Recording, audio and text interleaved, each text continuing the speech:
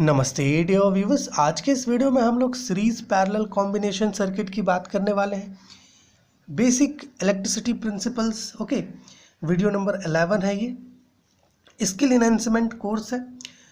देखिए, पिछली वीडियोस में हम लोगों ने देखा कि सीरीज सर्किट क्या होता है, पैरेलल सर्किट क्या होता है ना। हम लोगों ने देखा कि सीरीज सर्किट एक ऐसा सर्किट है जिसमें इलेक्ट्रिकल कंपोनेंट्स आपके क्या होते हैं, एक सिंगल पाथ में कनेक्टेड होते हैं। सीरीज सर्किट की खासियत ये है कि इसमें हर एक इलेक्ट्रिकल कंपोनेंट के थ्रू जो करंट आई फ्लो करेगा, ओके, ये सेम होता है हर एक इलेक्ट्रिकल कंपोनेंट के थ्रू। लेकिन वहीं हर एक इलेक्ट्रिकल कंपोनेंट के इंड्स के क्रॉस जो वोल्टेज ड्रॉप होता है वो डिफरेंट होता है। इस सीरीज सर्किट की बात है। पैरेलल सर्किट भी देखे थे हम लोग। पैरेलल सर्किट में क्या होता है, इलेक्ट्रिकल कंपोनेंट्स एक दूसरे से पैरेलल में कनेक्टेड होती हैं। इसमें जो करंट फ्लो करता है हर एक इलेक्ट्रिकल कंपोनेंट के थ्रू वो डिफरेंट होता है, बट पोटेंशियल डिफरेंस जो है हर एक इलेक्ट्रिकल कंपोनेंट के इंड्स के क्रॉस वो सेम होता है। ये सीरीज और पैरेलल सर्किट जो हम लोगों ने पिछली वीडियोस में देखा था। बट आज जो सर्किट देख रहे हैं वो क्या है, सीरीज पैरेलल कॉम्बिनेशन सर्किट है। कहने का अर्थ ये है कि सीरीज पैरेलल कॉम्बिनेशन सर्किट एक ऐसा सर्किट है ना, वो ना तो केवल सीरीज सर्किट होगा और ना ही केवल पैरेलल सर्किट होगा। Okay, series parallel combination circuit जो है वो series circuit plus parallel circuit होगा। कहने का अर्थ ये है कि एक ऐसा सर्किट है जिसमें सीरीज सर्किट भी आपको देखने को मिलेगा और पैरेलल सर्किट भी, मतलब जो कनेक्शन होंगे वहाँ पे पैरेलल और सीरीज दोनों कनेक्शंस आपको देखने को मिलेगा। जैसे कि यहाँ पर एक सर्किट हम लोग लिए हैं, ये जो सर्किट आप देख पा रहे हैं, इस सर्किट में सीरीज कनेक्शन भी अवेलेबल है और पैरेलल कनेक्शन भी अवेलेबल है। जैसे अगर आप देखो तो यहाँ पर ये जो ब्रांच है BE और CD, इस ब्रांच में आपको रजिस्टर्स दिख रहा होगा R2 और R3। ये दोनों रजिस्टर्स क्या है, एक दूसरे से पैरेलली कनेक्टेड है। लेकिन इन दोनों रजिस्टर्स से R1 एक और रजिस्टर है, ये सीरीज में कनेक्टेड है। मतलब ये एक ऐसा सर्किट है जिसमें सीरीज और पैरेलल दोनों तरह के कॉम्बिनेशन हम लोग को देखने को मिल रहा है। इसी प्रकार के सर्किट को कहते हैं series parallel combination circuit. Okay, अब बात रही कि इस प्रकार के सर्किट को सॉल्व कैसे किया जाता है। तो देखिए, इस प्रकार के सर्किट को सॉल्व करने के लिए है ना, बहुत आसान सा तरीका होता है। हम लोग करते क्या है कि आइडेंटिफाई करते हैं पहले कि कौन सा रीजन जो है वो पैरेलल है। ठीक है, मतलब कौन सा रीजन है जहाँ पर आपका जो इलेक्ट्रिकल एलिमेंट्स है वो एक दूसरे से पैरेलली कनेक्टेड है। जैसे यहाँ पर ये दोनों एक दूसरे से पैरेलली कनेक्टेड है, तो हमें ये रीजन पता है। क्या करेंगे, पहले इन दोनों को सॉल्व करके एक इक्विवेलेंट रेजिस्टेंस पता कर लेंगे इन दोनों को सॉल्व करके। जैसे मान लीजिए कि R2 अगर 5 ओम रहता, ओके, R3 भी 5 ओम रहता, तो इसका इक्विवेलेंट रेजिस्टेंस अगर हम लोग पता करते हैं तो कितना होगा, 1/5 प्लस 1/5 इज इक्वल टू 2/5 होगा, है ना। और इक्विवेलेंट रेजिस्टेंस क्या हो जाएगा, 5/2। ठीक, मतलब इन दोनों का इक्विवेलेंट रेजिस्टेंस क्या होगा, 5/2। अब हम लोग करेंगे क्या, इस सर्किट में इन दोनों ब्रांचेस को रिमूव करके केवल और केवल एक सिंगल रजिस्टर लेंगे जो इस इक्विवेलेंट रेजिस्टेंस से इक्वल होगा। ओके, कैसे, थोड़ा इसे यहाँ पर डिस्कस कर लेते हैं। देखिए, है ना, इस प्रकार का सर्किट है आपका। यहाँ पर ये आपका R1 हो गया, इधर सेल कनेक्टेड है ना, यहाँ पर सेल कनेक्टेड है। ठीक, ऐसे इस प्रकार से। अब ये दोनों रजिस्टर्स का इक्विवेलेंट रेजिस्टेंस हमें मिला है 5/2, तो क्या करेंगे, यहाँ पर एक रेजिस्टेंस ले लेंगे इस प्रकार से, और ये रेजिस्टेंस आपका 5/2 ओम का हो जाएगा, और ये आपका R1।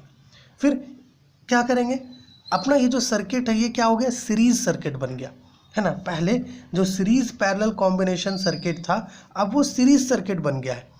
इस सीरीज सर्किट को आसानी से हम लोग सॉल्व कर सकते हैं। इस सीरीज सर्किट का टोटल रेजिस्टेंस अगर पता करें तो क्या होगा, R1, चूँकि ये सीरीज में तो इंडिविजुअल रेजिस्टेंसेस के सम से इक्वल हो जाएगा, तो R1 प्लस 5/2 ओम आपका टोटल इक्विवेलेंट रेजिस्टेंस होगा किसका, इस सर्किट का। इसी प्रकार से सॉल्व किया जाता है सीरीज पैरेलल कॉम्बिनेशन सर्किट को। आइडेंटिफाई करिए कि कौन सा रीजन आपका पैरेलल है, पैरेलल वाले को सॉल्व कर दीजिए, है ना। तो आपको पैरेलल वाले हिस्से का जो इक्विवेलेंट रेजिस्टेंस मिलेगा वो इक्विवेलेंट रेजिस्टेंस से आप इस हिस्से को रिप्लेस कर दीजिए एक सिंगल रेजिस्टेंस से, ताकि सर्किट आपका सीरीज में कन्वर्ट हो जाए।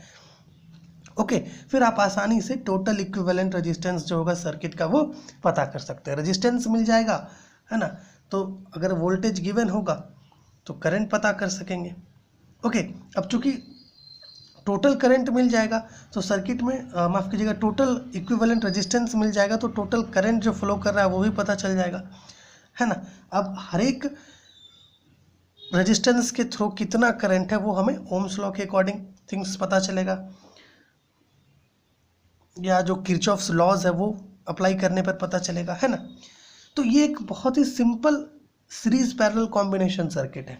मोर कॉम्प्लेक्स सर्किट अगर देखें तो बहुत सारे कॉम्प्लेक्स तरह का सर्किट होता है। जैसे यहाँ पर एक सर्किट और लिए हम लोग, अगर इस सर्किट में देखें आप तो यहाँ पर क्या है, सीरीज और पैरेलल कॉम्बिनेशन दोनों अवेलेबल है। जैसे आप देखिए ये जो ब्रांच है ना, R4 और R5, ये जो दो रजिस्टर्स है ये दोनों सीरीज में कनेक्टेड है, बट इन टर्न ये R4 और R5 R6 के साथ पैरेलल कनेक्शन किए हुए हैं, है ना। उसी प्रकार से यहाँ पे देखिए R2 और R3 सीरीज में कनेक्टेड है, लेकिन ये R2 और R3 इन टर्न R1 के साथ पैरेलल में कनेक्शन है। तो क्या करेंगे, चूंकि ये दोनों सीरीज में है तो पहले इन दोनों को सॉल्व कर लेंगे, जिससे कि ये दो रजिस्टर्स एक सिंगल रजिस्टर में रिप्लेस हो जाएगा। ठीक, फिर सिंगल रजिस्टर क्या होगा, R6 के साथ पैरेलल में आ जाएगा, है ना। फिर पैरेलल को सॉल्व करेंगे तो ये जो पूरा ब्रांच है एक सिंगल रजिस्टर में आ जाएगा, सिंगल रजिस्टर से रिप्लेस हो जाएगा। बिल्कुल सेम वे में यहाँ पर R2 और R3 चूँकि सीरीज में है तो दोनों का इक्विवेलेंट रेजिस्टेंस निकालेंगे, तो वो इक्विवेलेंट रेजिस्टेंस और R1 क्या होगा, पैरेलल आ जाएगा। फिर यहाँ पर पैरेलल कॉम्बिनेशन का जो रूल है वो लगाएंगे, वो लगाने के बाद आपको एक इक्विवेलेंट रेजिस्टेंस मिलेगा, है ना। उस इक्विवेलेंट रेजिस्टेंस से आपका ये पूरा ही ब्रांच रिप्लेस हो जाएगा। फिर आप देखेंगे कि सर्किट आपका सीरीज सर्किट बन गया है। फिर सीरीज सर्किट का रूल लगा करके आप आसानी से टोटल इक्विवेलेंट रेजिस्टेंस पता कर सकते हैं इस सर्किट का। ओके, बहुत सारे कॉम्प्लेक्स सर्किट्स होते हैं, जैसे, है ना, जैसे मान लीजिए आपको यहाँ पर वैल्यूज पुट करके दिखाते हैं। जैसे मान लीजिए कि अगर यहाँ पे ये 2 ओम रहता और ये भी 2 ओम रहता, मान लीजिए कि ये भी आपका 2 ओम है और ये भी आपका 2 ओम है, तो ये दोनों चूँकि सीरीज कनेक्शन है तो क्या होगा, इंडिविजुअल रेजिस्टेंस के सम से इक्वल होगा। तो यहाँ पे आपका 7 ओम का एक रजिस्टर होगा, इन दोनों को भी 2 ओम, इसको भी 2 ओम लिए है ना, 2 ओम, तो 4 ओम होगा ना, 4 ओम। इन दोनों का इक्विवेलेंट रेजिस्टेंस कितना हो जाएगा, 4 ओम। फिर आप क्या करेंगे, इसको रिप्लेस करेंगे। जैसे यहाँ पर सर्किट बना करके आपको दिखाते हैं।